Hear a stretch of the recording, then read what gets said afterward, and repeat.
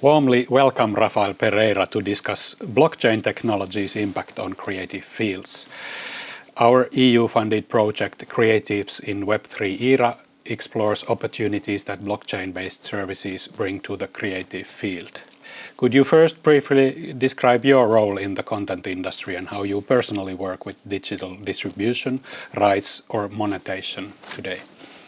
Sure. Thank you for having me. Firstly, it's a pleasure to be here and to answer some of these questions also. My name is Rafael Pereira, as you know, and I'm an intellectual property strategist and entrepreneur for the most part, based in Mumbai, India.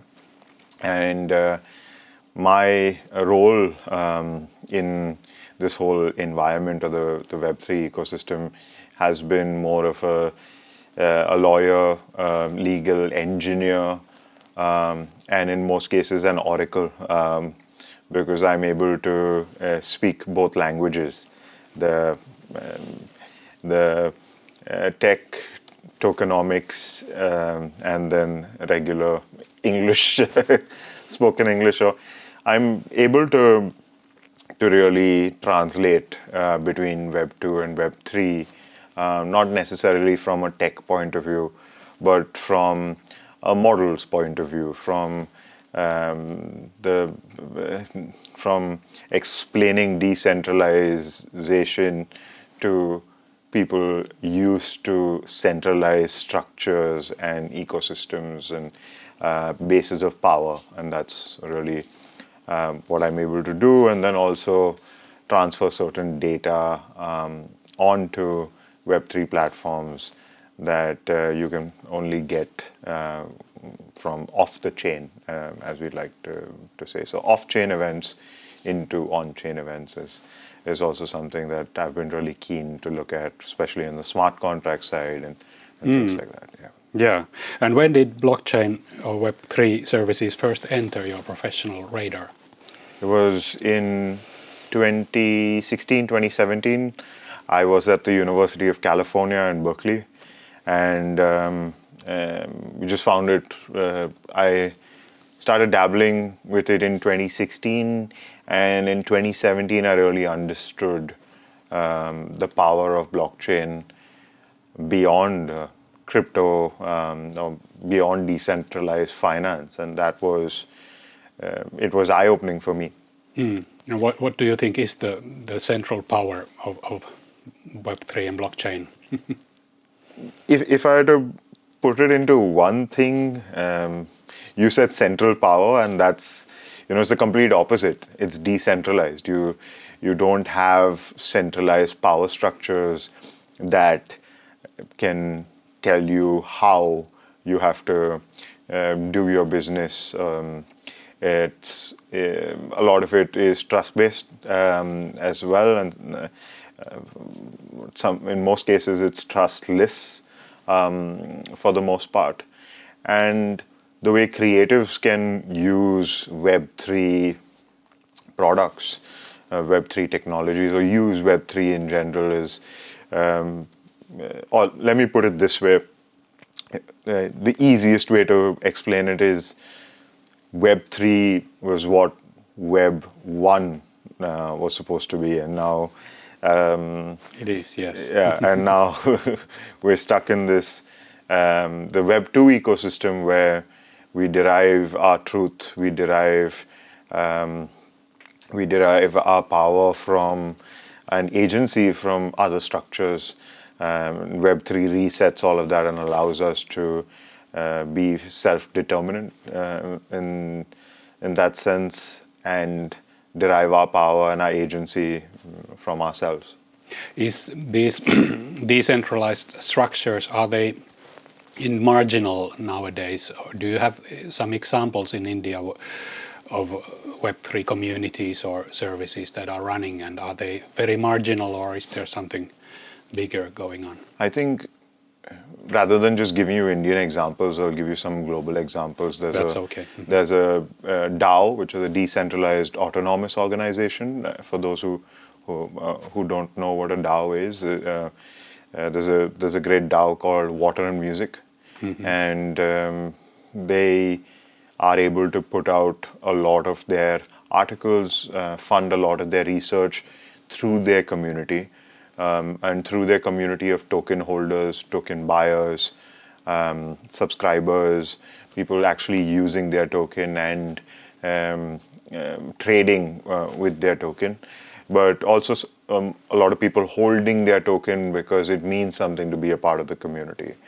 And that kind of direct to consumer, direct to fan, direct to follower, direct to subscriber, reader, listener, whatever you may call it, that kind of engagement really comes through in a DAO because it's democratic in its truest sense. When we talk about democracies by the people and for the people, it is exemplified through a DAO. And are you a member of that DAO? I used to be, and then there was a series of unfortunate events with me forgetting my passkey to my. But I mean, I still get the newsletter, still follow their work and things like that. But that is also a typical problem with the very heavily encrypted Yes. Web3 world. I think that is the more you worry about it and the more kind of, how do I say, like with my initial passkeys, I was just I hid them so carefully that I couldn't find them myself. Yeah. So this, you were talking about this direct connection between the researchers and their audience. What other parts of the value chain do you think are more receptive to blockchain solutions? Is it in the right management, payments, fandom, or data transparency, or something else that you see that Web3 could be applied to? I think all of them, and some of them you can already see. Payments, of course, we all know the ecosystem of wallets and exchanges, and we know the networks, the decentralized networks that do exist. We are all familiar with payment mechanisms of Web3 to Web 2 kind of interfaces, where you now have credit cards that can convert your cryptocurrencies into normal fiat currency, and there are a lot more options there. So I think payment was the first wave, or the first kind of use case that we as creatives can also see, but I guess the general public can see at large. But speaking about transparency, of course, transparency, just because on the blockchain everything's recorded and everything's public, unless there are private blockchains.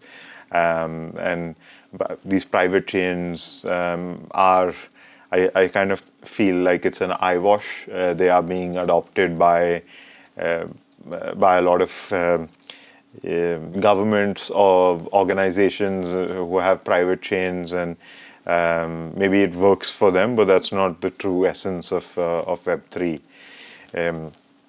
Given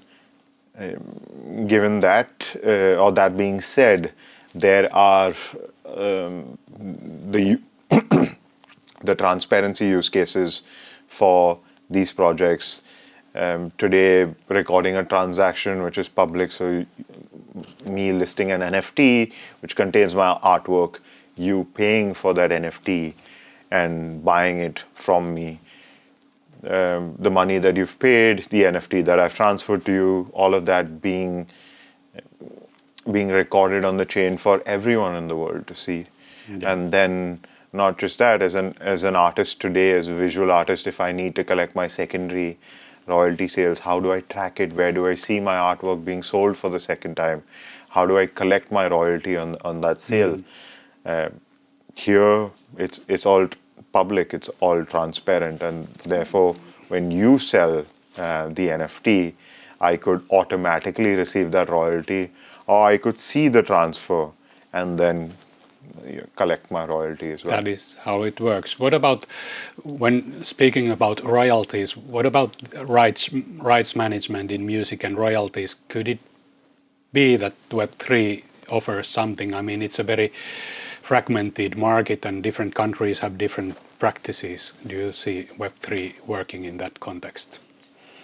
Yes, of course. I think one of the biggest, it has its challenges. I won't shy away from that. One of the biggest use cases that in the music industry is the management of metadata. Right now, on the publishing side or the recording side, it is very centralized.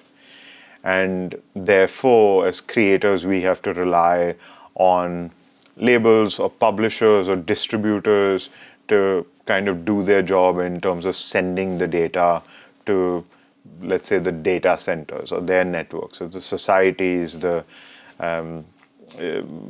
CMOs, and centrally them trying to maintain a database for what they would refer to as effective management.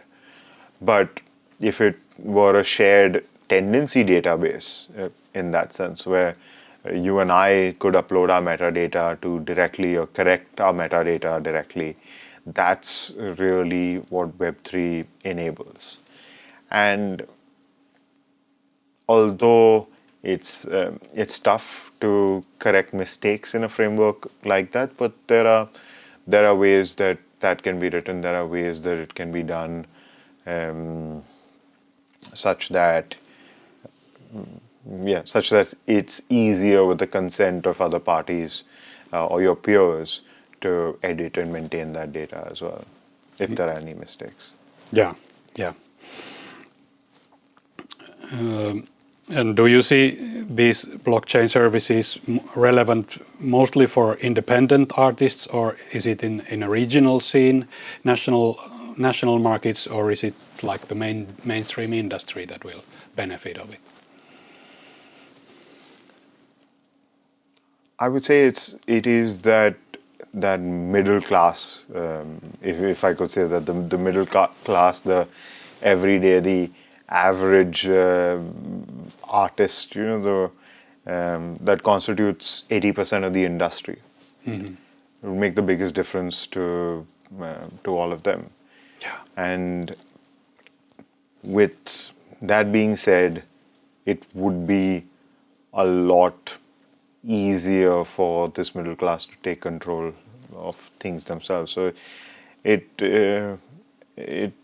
wouldn't really change a lot for the independents, because the independents are independent. But for a lot of the artists signing to majors or signing to labels just because they need that sort of legitimacy or they need that sort of infrastructure, it would change the most for them, because they would not necessarily need a lot of that anymore. Of course, marketing at this point is bankrolling and marketing are the major functions that most, let's say, labels play today. Yeah. But those can be replaced through a really powerful DAO and members of your community as well. As a lawyer, what do you think of the regulatory uncertainties around all these crypto and digital assets? Like a DAO is not a company, there are not legislation governing it. Yeah, I've spent a lot of time thinking and answering questions about this in the past, and even answering questions about this to myself. And you're absolutely right. This because a DAO is decentralized, who are the promoters of the DAO? You don't. Who do you actually punish or catch when a crime has been committed by the DAO? And there are DAOs that have committed crimes, and some serious financial crimes, and some with the intent or on purpose, and some by error, maybe bad judgment.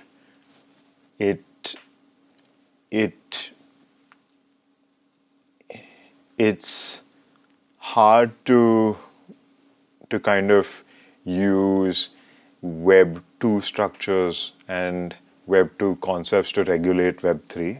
Of course, governments have effectively done that by preventing placing a lot of barriers to entry into Web 3 itself. So by having crypto exchanges collect KYC details and also limiting the amounts that can be transferred, taxing your transfers into cryptocurrency, taxing them even more while converting back to fiat currency.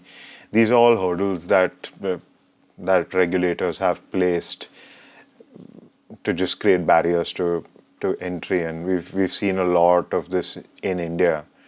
And I'm not commenting on whether they're good or bad, but these are hurdles, and we've had to overcome these hurdles. And at this point in India, it's really P2P exchanges that are being used. And we had during the immediate post-COVID years, we had this huge Web3 boom, but we also saw a huge regulation wave where our government even classified Web3 assets as virtual digital assets with a straight 30% tax rate. Oh. And that 30% tax rate would be, they would tax the profits, but not let you book the losses or carry the losses. So it's a win-win for the government. And for you, it's not like other assets. If you invest in an asset, there's a capital gain. Yes, you pay the capital gain or you pay tax on the capital gain. But in this, but if you don't make anything or you suffer a loss, you're able to carry forward that loss, and that's not happening in the crypto. Yeah, in virtual digital. So not even crypto is really for NFTs and being able to trade NFTs. Okay. And that was really a problem because crypto, if you're effectively keeping it in your wallets and trading and reinvesting in other currencies, then in that case, whether it's a gain or not is a bit debatable.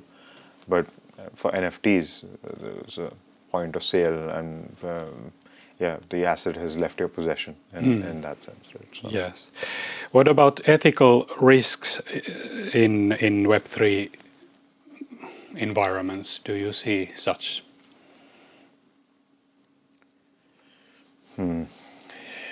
There are bad actors, and bad actors can ruin entire networks. It is very important for you to have a shared code of ethics, a shared, how do I say, a shared set of core values, let's say. And in kind of the early Web3 movement, there was that shared sense and there was that sense of value. I feel it's been lost over time. And was it so that it was a bit idealistic, the first newcomers or early adopters had an idealism, and when it becomes more widespread, it's not possible to share very specific values anymore? Yes, that's actually a great way of putting it. It's tough to share common values at scale in decentralized models. There was this, I think the best way I can explain it is, there was a study done by Duke University, and what they were studying was, they were studying startups across Silicon Valley and a few other parts of the world. But they were observing and studying startups just so that they could look at what makes startups, or how startups behave and how they're able to grow so fast and achieve those numbers so fast. And they were hoping to take these learnings and give them to big corporations so that big corporations could think like a startup and act like a startup and move like a startup. And one of the things we often forget, and that study kind of reminded everyone, is that with democracies, we all love democracies, but democratic process is a very slow process because we need everyone to agree in order to move forward. And when you compare that with a dictatorship, you just have one decision that needs to be made by, in most cases, one person, and you move forward. There is no discussion thereon, and it's easier in a dictatorship model to have that core set of... And you mean that Web 2, nowadays, the big companies' power is the dictator model? Yes and no. I don't think the Web 2 companies are giving us any kind of morals or values or ethics in that sense. But it is what they say that goes. So, for example, with YouTube, the YouTube code, the YouTube guidelines is what they really respect. So they don't necessarily respect the laws of Finland or India in that regard. In most cases, they are making us or they're subjecting us to the US laws and laws of a particular state like California. And we have no choice because we want to continue to use the platform.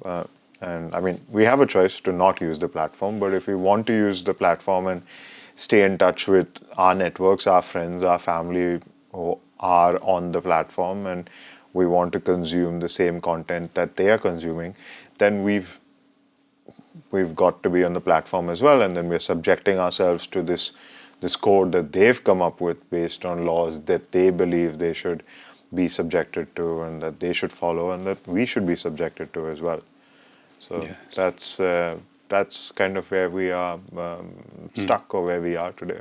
Yeah. From your perspective, how do you see blockchain adaptations in 5 years? Where will it lead us now that AI is ruling the world? What will happen to these blockchain and decentralized services and technologies? There are a lot of people who are worried about this, and I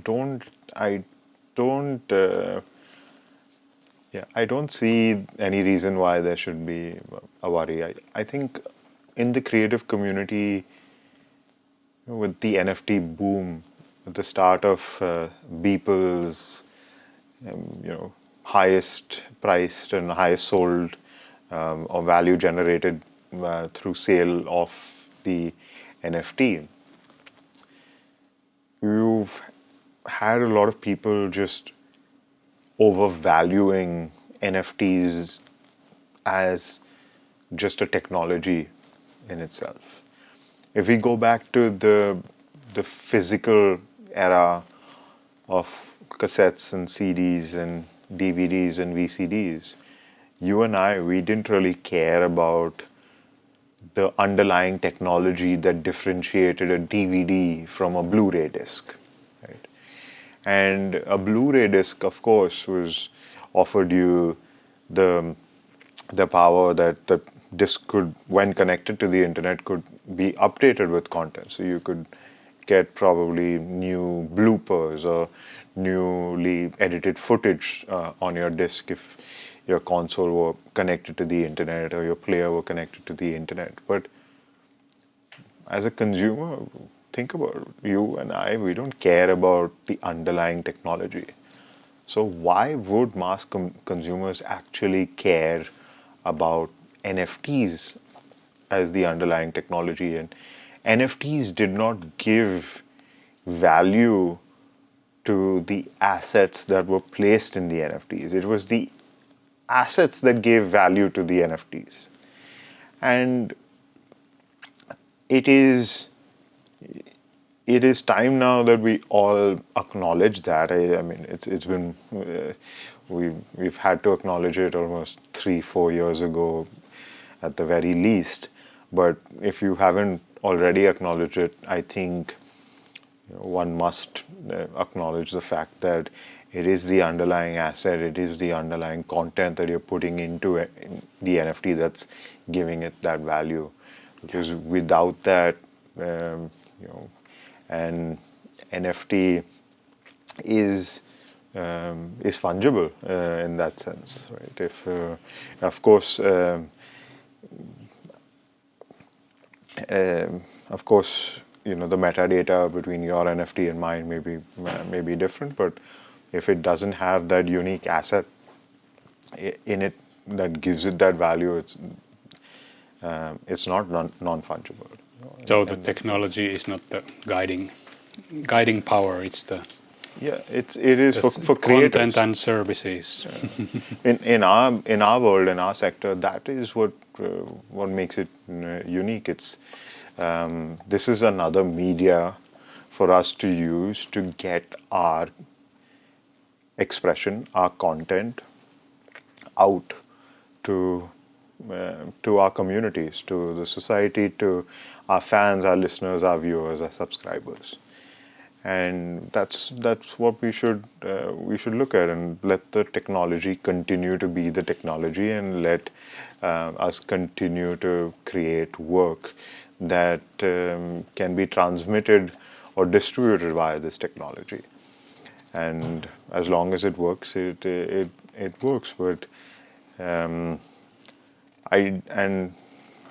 if your question was more to should we be afraid of generative AI as a creators community, then in that case, I don't think there is Gen AI that can create better than humans, because it is learning from humans, but it is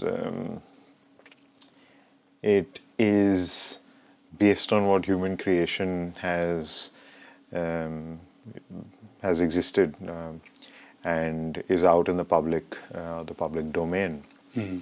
And I don't think I mentioned the name of the law firm that I started or they currently run, but it's called Tin Nuts, and that's an acronym for There Is Nothing New Under the Sun. Mm-hmm. And I think it's a good metaphor, a good point to understand that AI is learning from us and from everything that we've created. And within this creativity, there's a fixed confine. And as creators as well, you may not like hearing this, but as creators today, what we're doing for the most part is selecting and arranging what has come before. So it's not that we're creating something 100% brand new that hasn't been seen before with every single element or every single pixel that is new. Yeah. It's all a selection and arrangement when you really look into it and look down at it. Yes. Well, I thank you very much, Rafael Pereira, for giving your views on these technologies and the future. Thank you so much. Thank you. Thank you for having me. Thank you. It's my pleasure.